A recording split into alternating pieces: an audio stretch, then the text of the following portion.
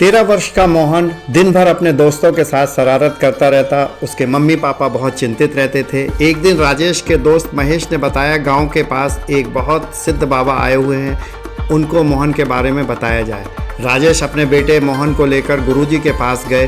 गुरुजी को अपनी समस्या बताया। गुरुजी ने कहा, कल सुबह सूर्योदय से पहले मेरे पास आओ। अगले सुबह मोहन अपने पिताजी के साथ गुरुजी के पास पहुंचा। गुरुजी ने मोहन को मुस्कुराते हुए कहा कि एक खाली बाल्टी लो। उसमें छोटे छोटे पत्थर दिए और कहा, इन पत्थरों को इस बाल्टी से भर दो। मोहन ने पत्थरों को बाल्टी से भर दिया। फिर गुरुजी ने उसे कुछ रेत दी और कहा, अब इस रेत को भी बाल्टी में डालो। मोहन ने रेत को बाल्टी में डाला जो पत्थरों के बीच में समा गई थी। अंत में गुरुजी ने उसे पानी दिया और कहा कि इस पानी को भी बाल्टी में डालो। मोहन ने पानी को भी बाल्टी में डाल दिया जो रेत और पत्थरों के बीच की जगह में भर गया। गुरुजी ने मोहन से पूछा, अब तुम क्या समझे?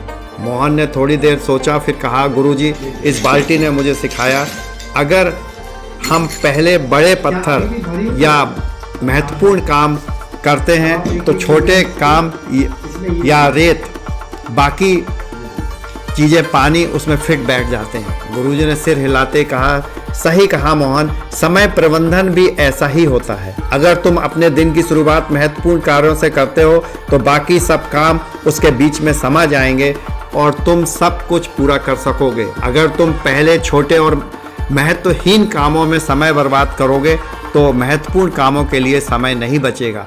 मोहन ने इस पाठ को ध्यान से सुना, समझा, फिर अपने दिन की शुरुआत और महत्वपूर्ण कार्यों में करने लगा। धीरे धीरे उसने समय का सही उपयोग करना सीख लिया और अपने सपनों की ओर कदम बढ़ाने लगा। वह अब और अधिक संगठित और प्रभावी हो गया और लक्ष्य की तरफ बढ़ने लगा।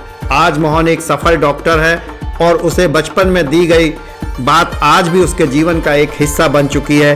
हमें भी इस बात से समझना चाहिए, तभी हम अपने जीवन को सफल और सार्थक बना सकते हैं। समय प्रबंधन की यह सीख हमें पूरे जीवन भर सिखाती है कि सबसे पहले हम महत्वपूर्ण, फिर उससे कम महत्वपूर्ण और उससे कम महत्वपूर्ण पर ध्यान दें तो समय प्रबंधन अच्छी तरह किया जा सकता है।